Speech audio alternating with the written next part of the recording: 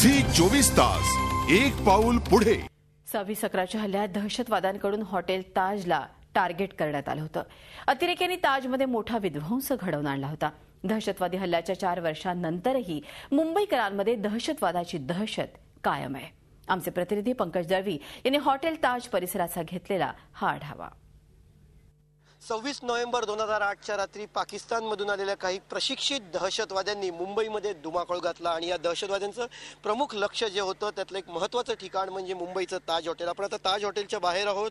मुंबईवरती झालेल्या या दहशतवादी हल्ल्याला 4 वर्ष पूर्ण झाली आहेत। दहशतवादी मुंबईच्या बधवार पार्कमधून उतरले आणि या ताज हॉटेलमध्ये शिरले होते। जवळजवळ 50 तासाच्या आसपास त्यांनी या ताज हॉटेलमध्ये धुमाकूळ घातला होता।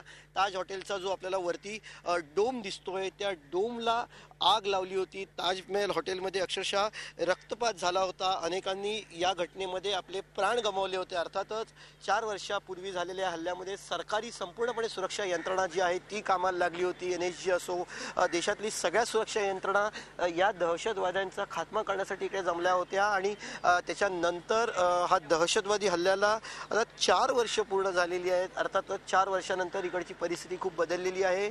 4 वर्षापूर्वी इकडे जे दहशतीचं सावट होतं ताज हॉटेलच्या बाहेर गेटवे ऑफ इंडियाच्या परिसरात ते काहीसं कमी झालेलं आहे। इथे येणारे प्रत्येक पर्यटक जसे गेटवे ऑफ इंडियाला भेट देत आहेत तसंच ताज हॉटेलकडेही बघतायत आणि टीव्हीवर जेव्हा ज्या घटना बघितल्या होत्या त्या आठवणींना इकडे ताज हॉटेलच्या इकडे बाहेर येऊन उजाळा देतात। आणि सगळ्यात महत्त्वाचा प्रश्न जो आहे तो या ताज हॉटेलच्या आसपास किंवा मुंबईकर आणि महाराष्ट्रातल्या जनतेच्या सुरक्षेचा। अर्थातच लोकांच्या मनामध्ये आम्ही सुरक्षित आहोत इतर राज्यांपेक्षा महाराष्ट्राची भावना निश्चित आहे, पण त्यासोबतच सतत काही अंतराने असे दहशतवादी हल्ले राज्यामध्ये होत आहेत, बॉम्बस्फोट्स होत आहेत।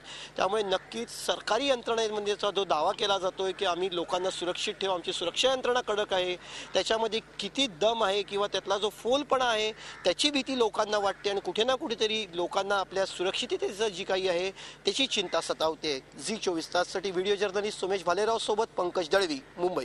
झी 24 तास एक पाऊल पुढे।